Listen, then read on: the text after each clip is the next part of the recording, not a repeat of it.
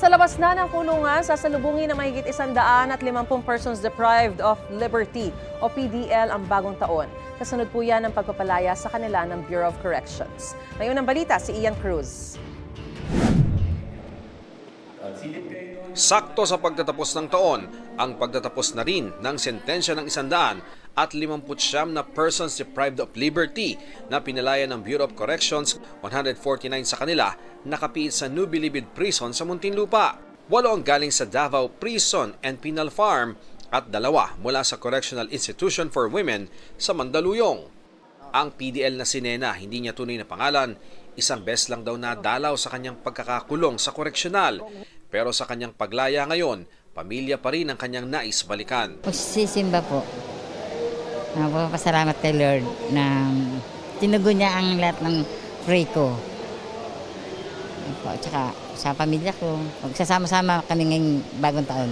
Mahigit 2 dekada naman ang hinintay ng lalaking PDL na ito mula New Bilibid Prison bago makalaya matapos niyang maging kwalipikado sa Good Conduct Time Allowance. Natitira kong lakas pa, iaalay ko na lang sa mga ko, pero wala na akong balak bumalik dun sa mga dati kong gawain. Instead, babaguhin ko para hindi na ako bumalik uli dito. Mga magulang naman ang nais makasama ng 41 anyos na lalaking nagsabing naging kwalipikado siya sa parole. Babalik ako sa trabaho. Hanap ulit ako ng trabaho para mapagsimula ulit. Ayon sa Bucor, mula November 26 hanggang sa araw na ito, nasa 1,000 PDL na ang pinilaya nila mula sa iba't ibang kulungan sa bansa. This is the first time na umabot na tayo na 1,000 na ang pinapalaya natin buwan-buwan. Kayo yung unang-unang mga nakabiyaya sa ating GCTA. Nasa 7,707 PDLs yan mula Enero ngayong taon.